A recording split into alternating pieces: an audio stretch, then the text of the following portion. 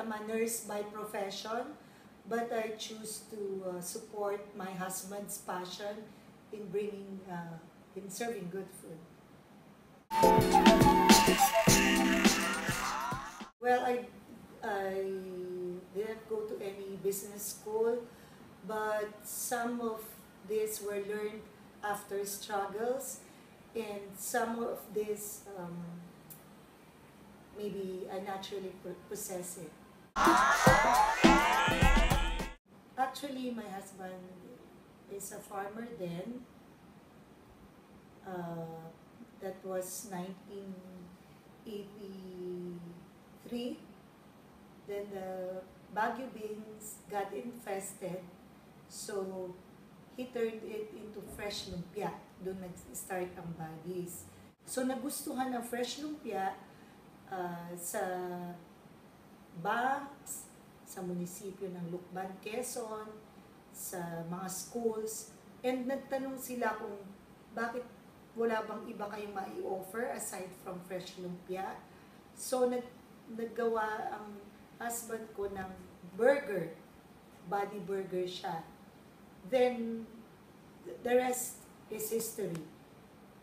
Then 1985, he built a restaurant sa Lucban, Quezon. Then, naging hit ang restaurant sa Lucban and nearby towns.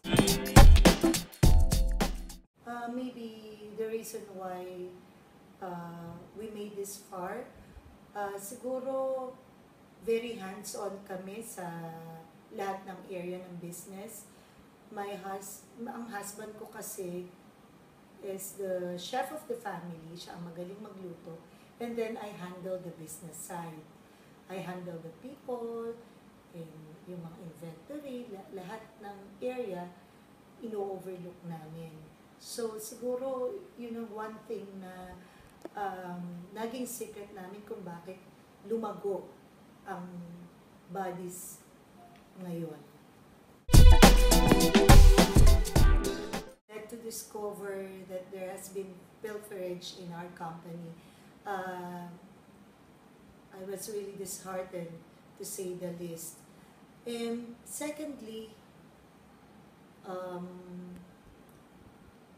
when we opened our first mall store sa Lucena City, after few months na naka-open kami,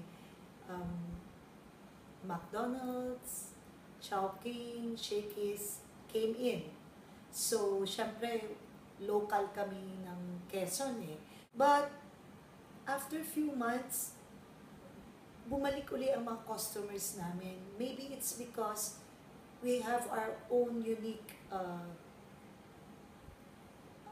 ambience.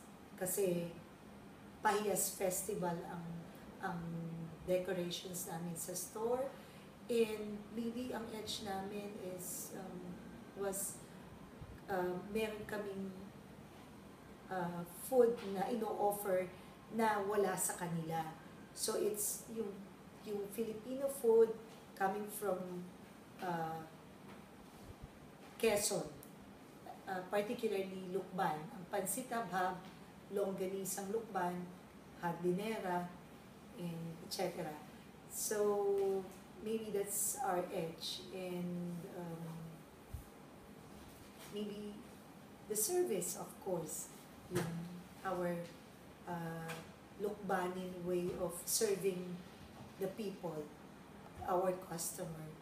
And with regards to the pilferage, na-control namin yon through hiring professionals para maayos ang inventory system namin. You're doing this not only for yourself, but also for other people in your community as well. Always have the passion, the love, and the determination to your business.